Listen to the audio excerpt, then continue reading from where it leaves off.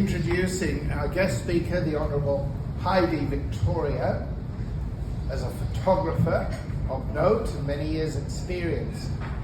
I'm quoting a couple of people from history. One is the playwright Anton Chekhov, who notably said that the role of an artist is to ask questions rather than give answers. And the other is the very notable photographer Henri Cartier-Bresson, the French photographer who really turned documentation into artwork. He said, "It's not about the camera, it's about the eye, the heart, and the head." And I think these two things, the ability to ask very pertinent questions out of a genuine interest in people and to translate those conversations using visual acuity, a great empathy and feeling for people, and a wonderful brain, will invigorate everybody when Heidi Victoria talks about the show must go on, when she interviewed 70 artists who were struggling how to cope with COVID lockdowns. Please welcome the Honourable Heidi Victoria.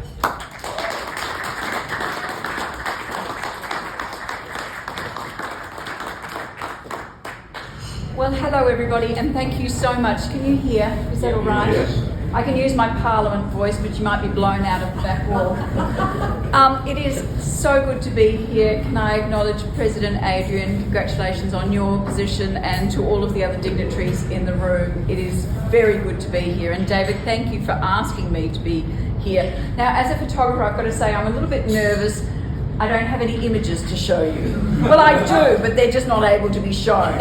So David has become Victoria Nichols, and so I've got my very own Vicky Nichols right here. So as I talk about an image, David is going to hold the images up, and then because it's going to be a little bit hard to see, you might have to walk around. David, you could do the old, like I do when I do some auctions at the opera.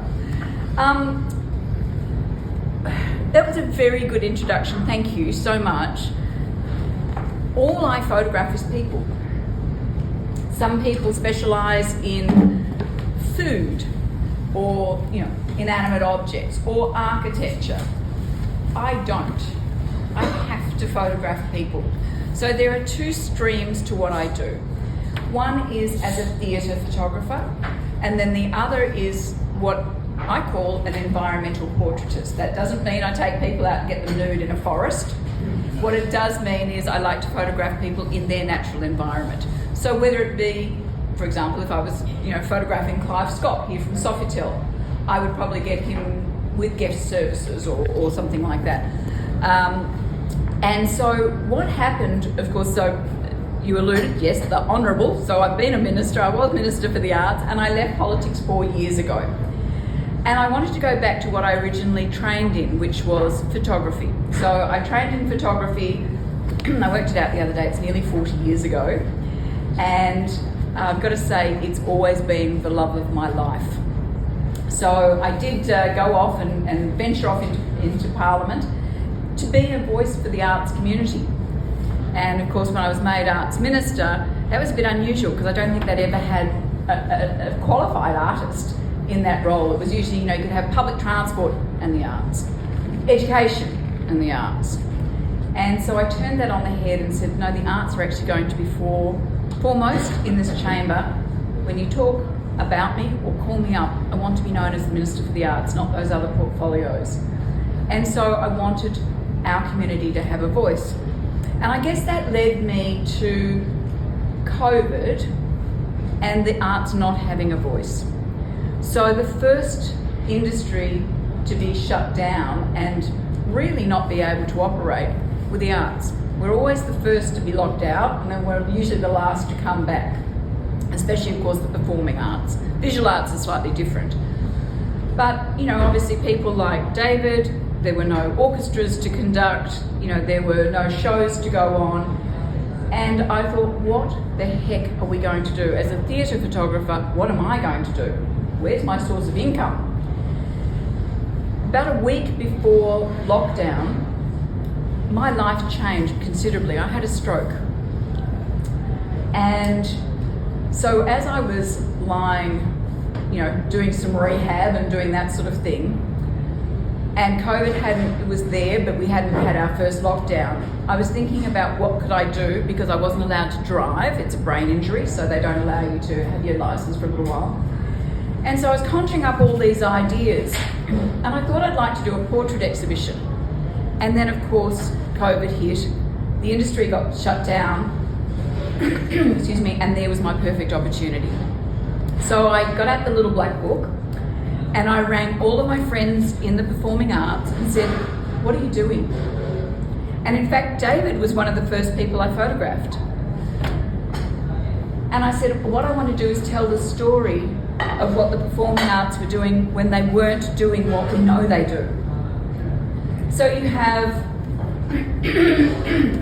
excuse me, it's a long time since I've done a big speech. So you have people who were obviously, household names. So it's all in alphabetical order, thank you, in the book, David. So if you flick to R for Rhonda Birchmore. Yeah. And I did that. If anybody is involved in the arts, you'll know it can be very political. So I actually did the book square. It's called The Show Must Go On, what the performing arts were doing when they weren't doing what we know they do.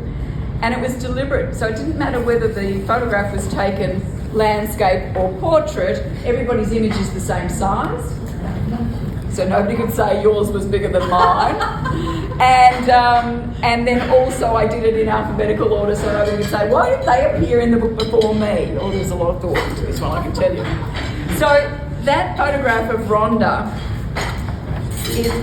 it's quite, it became one of the hero pieces, because I rang her, and of course she's one of the hardest working gals in performing arts. And she's always working, and has been obviously for decades. And I said, Rhonda, what are you doing? And she said, you're not going to believe this, but Nick, her husband, she said, Nick's told me to get the glass from under the house and do something with it. And she'd been collecting coloured glass for years, always intending to do something with it. So she started doing amazing mosaics. And there's 3 beautiful mosaics that she has done. So the photograph is of Rhonda lying on her dining room table doing some mosaic work for one of the pieces that now lives down by the pool. And so it was her way of still being creative when her normal profession was taken away from her.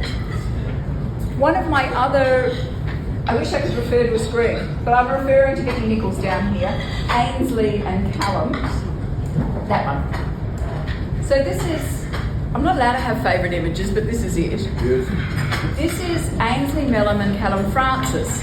Now, if anybody saw Kinky Boots when it was here, the musical, or Aladdin, the musical, or if you saw Kiss of the Spider Woman recently at MTC, probably a year or so ago, or Cinderella that's showing at the moment here in Melbourne. So these 2 beautiful men were both starring on Broadway, came back to Australia.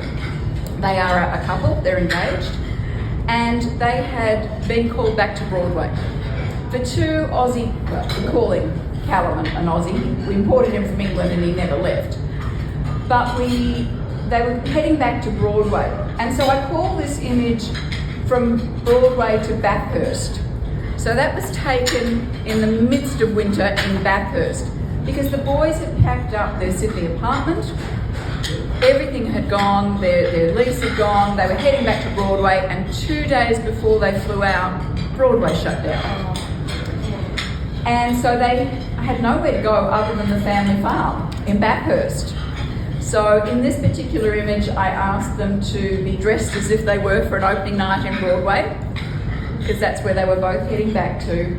And then, we've got an image of these 2 boys standing with a couple of horses on a farm. So completely different.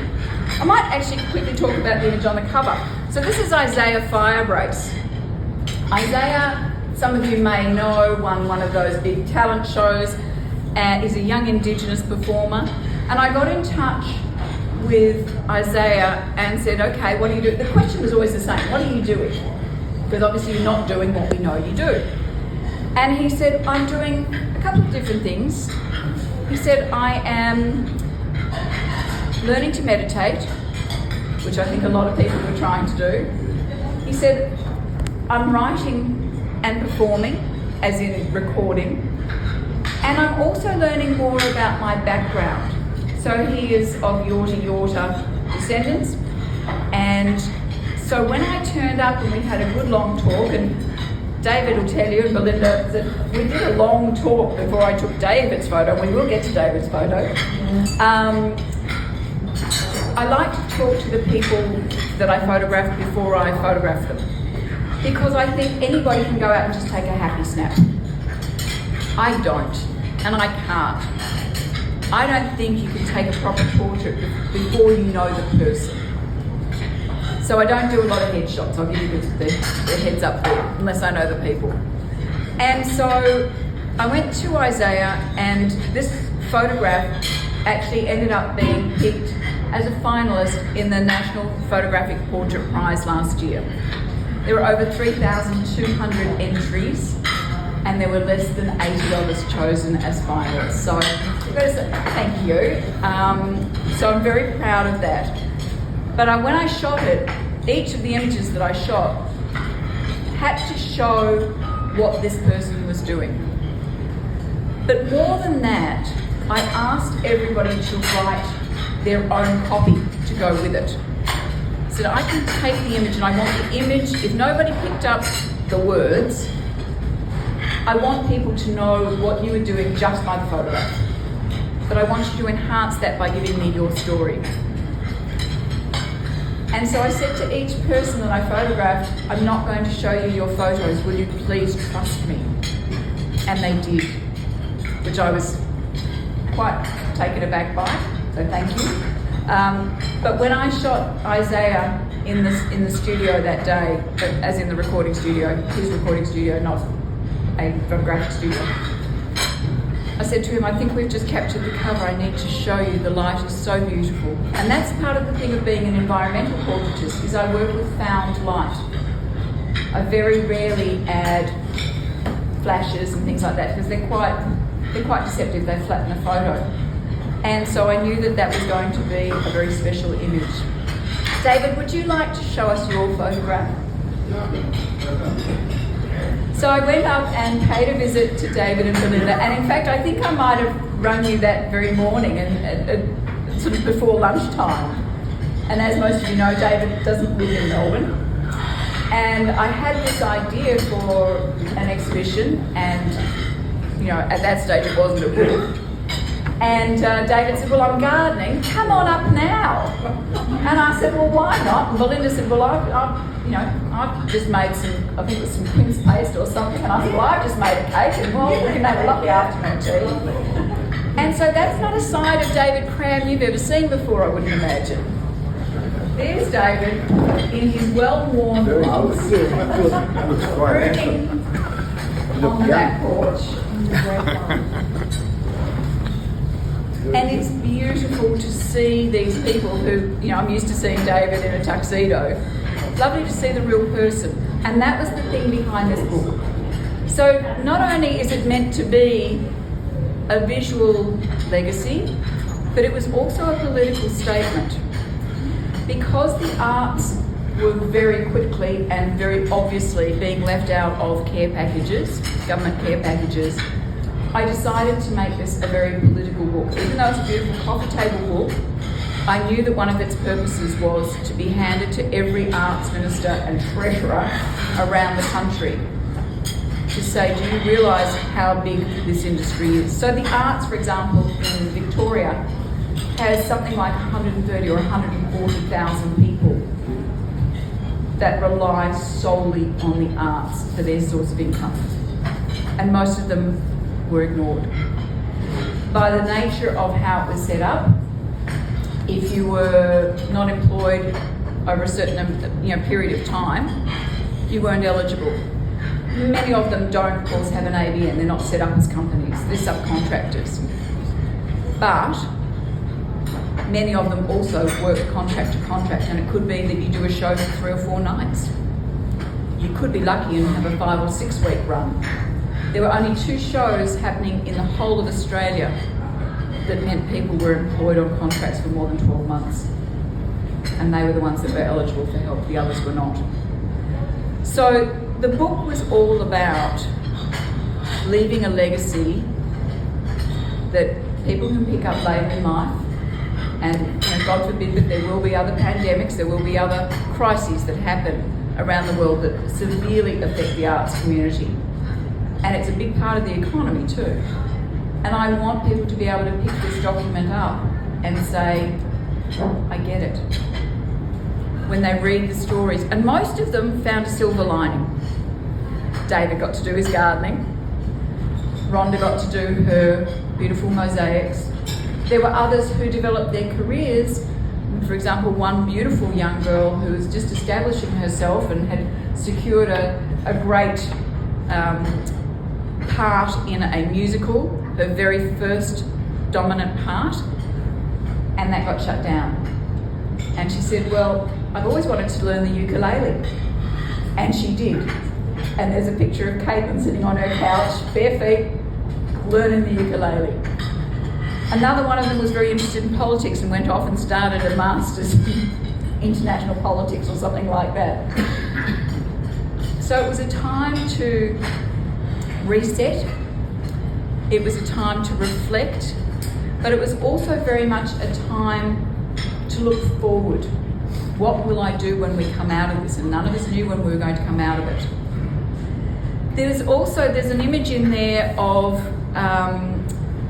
a lovely lady by the name of Sally Ann Upton. Now, Sal may not be a household name to you and I. She's been an actress, you'll know her face. She's been on Neighbours and just about everything else, as far as Australian TV goes. Neighbours, interestingly, having just closed down, was the only production still happening in Australia as far as screen went. And they were allowed to continue to operate because they completely rewrote all the scripts so that 2 people didn't have to be in the same studio at the same time. And if there were any I won't say intimate scenes, but somewhere where they had to look like they were kissing, it was really clever camera angles. But I wasn't allowed on set or even in the building, out at the old buildings at Nunawading, the old Channel 10, because it didn't matter whether you were the director or the dunny cleaner or the caterer, nobody got past Nurse Upton. Sal had kept her nursing skills active, even while she was acting. And they rang her and said, if we have a nurse on site and we have a COVID officer, they've agreed to our terms. And so she stepped out of taking an acting role and became Nurse Upton, and you could not get past that front barrier. It didn't matter who you were until she had vetted you. And it was that sort of creativity that just touched my heart. That if it hadn't have been for somebody like Sal or the directors and producers who came up with this idea, there were hundreds of people who would have also been on the red line. Then we had people like, and this is taking you back to, it's great, we're sitting here, we don't have masks on, and we're sitting here. But if we go back to the time where we were all locked out and 5K radiuses, there's a photograph in there of Clayton Jacobson. Now you'll look at him and go, okay, I know the Jacobson name. Clayton, yes, is the brother. And Clay actually wrote Kenny, the movie, which many of you would know, and they look so alike. But Clay invited me up to this property where he and his partner, Vic, of many years, had taken his father in. And the father is old carny folk. And so Clay took it as an opportunity to document his father's life. But he was so protective of keeping Ron away from COVID, and hey, I was coming from the big smoke. It was such that we'd made the agreement beforehand. I was to drive into their driveway, stand at one end of a very long veranda at this country property.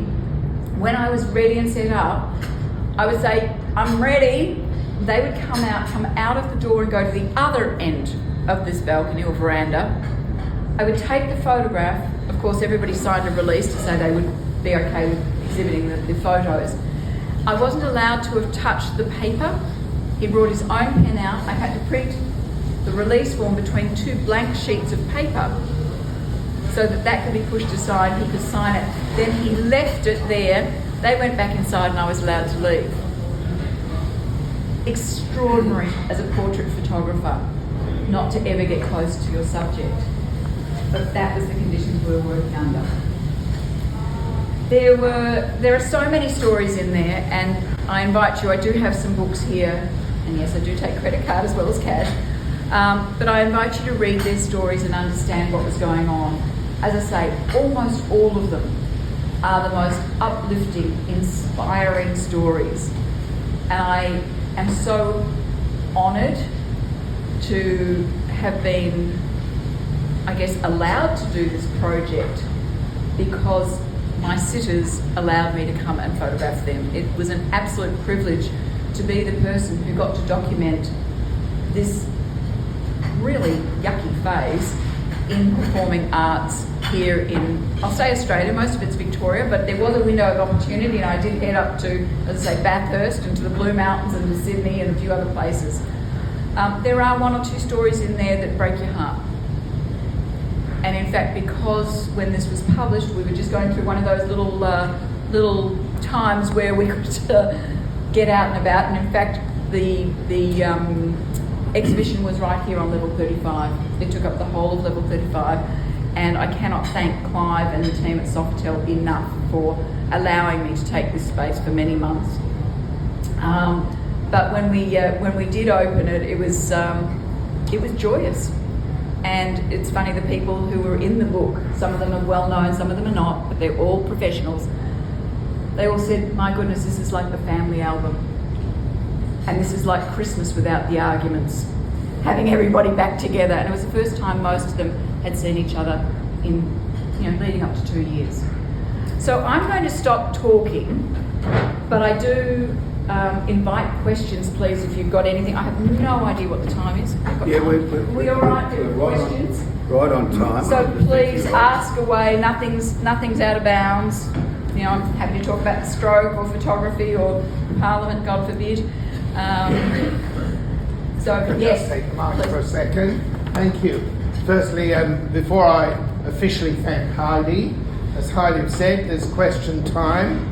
Please identify yourselves by name and ask your questions speaking not quite eating, but certainly intimate with the microphone that Peter David will hand to. Thank you. Thank you, David. Thank you, Heidi, for the most interesting presentation. It must have been very profitable to transfer from a high-paid politician to a photographer. How much are we going to be paying for the book? You're going to be paying $59.95. Okay. And how many have you had Which my published? publisher tells me is cheap. And how many have you had published? I had 1,000 published, and there are very few left, I've got to say, which I'm very pleased about. Okay. Thank you. Well, hopefully we can get on board. Okay. Questions? Please stand. Your name. Pick the. Here we go. John Saunders. Heidi, I'm going to take you up on your comment. I had a stroke when I was 54. I lost the use of my left arm and my left leg, and I was off work for 3 weeks. I went on to what might be considered to be a relatively senior position. I became a Supreme Court judge in Hong Kong. Tell us about your stroke, how it affected you and how you recovered, please. Thank you, John, and from one survivor to another, lovely to meet you. Yeah. And we are a very close-knit community, even though there are 70,000 Australians who will suffer a stroke this year. It's a big community, unfortunately, and up to 80% of strokes are preventable. And if you would like a speaker from the Stroke Foundation, where I work 4 days a week, because I just have to, I just want to, I'm happy to organise that for you too. So you've asked the right question, thank you. And I promise that was not a Dorothy Dixer. So thank you. I've recovered very well. It was obviously incredibly difficult as a single mum with a child still at private school with no finances coming in, lying in bed thinking, okay, I can't drive. Don't know that I can actually hold my camera for a little while there. Now what do I do? And part of the book was therapy for me as well. It kept the brain going, it kept the eye going, kept the hands moving. But I have recovered incredibly well, as you obviously have too, and my stroke was at 52 years old. But that is not young these days. A lot of people having strokes are actually of working age, so from their mid-30s through. So please, folks, know your blood pressure. Fair end of the lesson, but know your blood pressure and know your other vital signs. Get on the Stroke Foundation website, find out what the things that are preventable are, and take heed. Heidi, my name's Peter Rogers. I think you mentioned that there are 140,000 performing artists who lost income or didn't have any income during COVID. There's about 140,000 employed directly in the arts, so they're not all performing artists, but employed in the arts here in Victoria. It's probably more than that now. Sorry? Administrators as well as performers? Absolutely. I mean, if you think all the theatre companies closed down, and so yeah, they were all in the same boat, whether they were on or off the stage, which is why some of those people are in the book as well. So my question is, how did other countries handle this? Because I gather in Germany, for example, people are paid a minimum wage as artists. Yeah. And so how did they handle the situation? Do you know, it varied from country to country. A lovely question, thank you. So in places like Italy, they took it, they basically had a look at the last, and I can't remember exactly, it's 2 years ago now. They went back and had a look at the income that was declared by that person, I think for the 2 or 3 years prior to any lockdowns. So they had to have had a tax return. And then it was a percentage of that they were subsidised, if you like, over that period. Every country did it a little bit differently. Eventually some money did flow through, state and federally, and then of course the federal government was very good when it came to encouraging production to come back when we were open through the RISE grant. So that was great because that then had the flow-on effect of obviously employing people. So every country did it differently. The way we did it, I don't agree with. At a state or federal level. So you've got two different persuasions of government there, and I think the arts are often treated as the poor cousin or the cousin who doesn't exist actually, and that distresses me as somebody who's obviously intimately involved in the arts and makes my living out of it, but also it's my passion. And so I think one of the things we have to look at for the next time this happens is what were people doing, but exactly what you say, how did other countries handle it, and who handled it well, and then looking at, I suppose, the longitudinal data and saying, well, how did that industry fare 5 years or 10 years post-COVID? So we actually have to keep studying what happens to the industry, how many practitioners left the industry and went off to do other things, because we know a whole lot about that as well. So we're poorer for that, unfortunately. Thank you for the question. One more question, thanks. Hi there, Jim Orchard.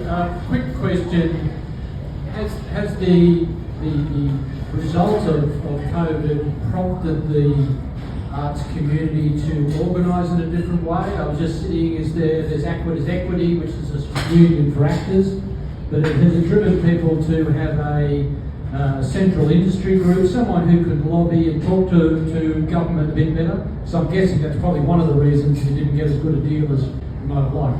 Well, we talk about the arts, but the arts is very broad. So there is obviously visual arts, there's, the performing arts, but then within the performing arts, you've got things like, obviously, music or ballet. So you've got two different things there, even though ballet involves music, you've got completely different industries or sectors of the industry. But then you've got music theatre, you've got children's theatre, you've got all of those sort of things, but they also operate at different levels. So you've got the amateurs, the pro-am, and then of course the professionals. And then on top of that, there's a whole lot of other things. So for example, television and screen is also performance. And that's, I guess, one of the big issues, is that there is no one body that takes in all of those different segments within the overall sector. So they see themselves as, if you're, for example, a screen actor, you're a screen actor. They don't necessarily think about what's happening in musical theatre, and yet some people make that crossover. So there is a push to be more coordinated, and some have done that very well. It still doesn't mean we were listened to. And there are some industry bodies that do very well. So there's the performing, the National Performing Arts Group. So it works at some level, but it's not effective enough, because I don't think the arts are respected enough and listened to enough. So even though we can be a squeaky wheel, and we have lots of great orators, obviously, many performing artists talk for a living, but it doesn't necessarily translate to being listened to, unfortunately. And that's something, as I say, when I went into Parliament, I wanted our voice to be heard as an industry, and we've just got to keep pushing for that. Thank you. Thank you, Stephen.